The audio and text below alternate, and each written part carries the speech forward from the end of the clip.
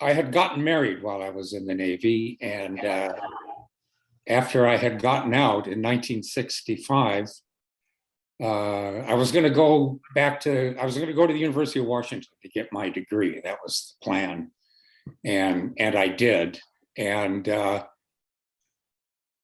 that point, I wanted to go to work in an area that had something to do with the natural world. And so I applied to like 9 different federal agencies that, in theory, had job openings, and only one of them responded, but it was the one that I desired the most, and that was Glacier National Park in Montana. And I went there for a year and a half, had incredible experiences, some of which have ended up in my essays.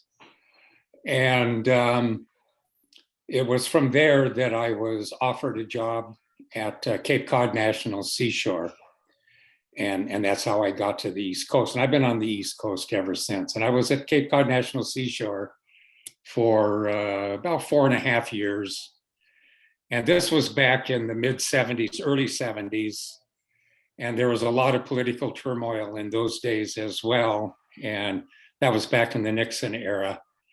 And after Kent State had a profound influence on me. And at that point, I was not happy being a government employee. And Jamie, my wife, and I, we quit our jobs and sold all of our resources for cash. And with that cash, went to Europe for, I was there for 2.5 years. Jamie was there actually longer. We split up once we got to Europe, or after a while in Europe. And traveled around quite a bit from Morocco to Norway, and then ended up in Athens, Greece. And that was an incredible thing.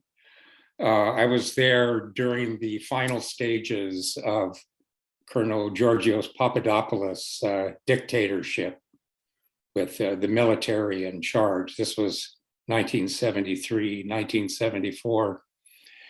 And I serendipitously got a job there.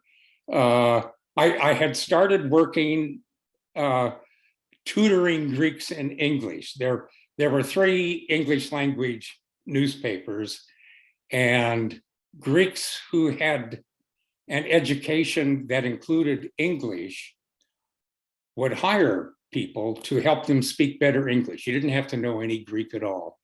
And they would do want ads in the English language newspaper. So I started seeing if I could pick up some work doing that. I got hired by actually a naval officer. He fired me after 2 sessions because I didn't know what the hell I was doing. But one day when I got the one newspaper that I almost always bought every day was the I forget the name of the paper, but they had done a misprint that looked badly on the military government, and they put the publisher in jail. But they allowed the newspaper to have a headline up at the top every day that said, "Our publisher in prison, 129 days." That same headline would be there tomorrow, 130 days. And so I always bought that paper because that was the nearest thing to an opposition voice in the country. But one day the paper wasn't available at the kiosk. And so I picked up the Athens Mirror, which had only been publishing for about a month. And there was no one there advertising for a tutor, for an English language tutor, but the newspaper itself was advertising for a copy editor. And so I walked in. He asked me for my resume. My resume was, well, I was the editor of the base newspaper, and I worked for the sports department on the Oregonian. 5 minutes later, I was sitting at the table editing copy. And that was an incredible experience.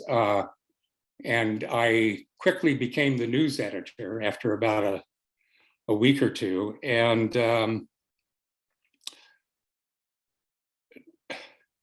well, the most remarkable thing that happened while I was there was an uprising. There had been political unrest Actually, there's always political unrest in Greece and especially in Athens, but it had been very heavy recently, and especially among university students. And there was an uprising at the university. There was a military confrontation. There were ultimatums made. And a Friday, all hell broke loose on a Saturday morning. I woke up to the sound of sporadic gunfire, automatic weapon fire coming, isolated areas, but many of them throughout the city, and you could hear them all. And that's a very terrifying experience. And Saturday was the day that we worked during the day. All the other days we worked in the evening. And so I didn't think that the paper would be publishing, but I called the editor, and he said, "Of course, today of all days, get down here." So I went to work, and that was maybe the most remarkable day of my life. We ended up carrying the copy for the day's paper. The printing shop was a mile away from the editorial shop, and so we had to walk it across town. And we were ducking behind buildings. There were tanks, there were soldiers, very scary. And then we finally got to the street where the printing shop was. And as we approached, we could hear this yelling. And then as we got closer, we realized it was chanting. And we got to the street, and there were hundreds of people, mostly, I'd say in age 20, 30, 40, men and women holding hands, hundreds of them, and they were all walking towards an area called Ammonia Square, which was about 2 blocks away, which was sort of the Greek center of Athens.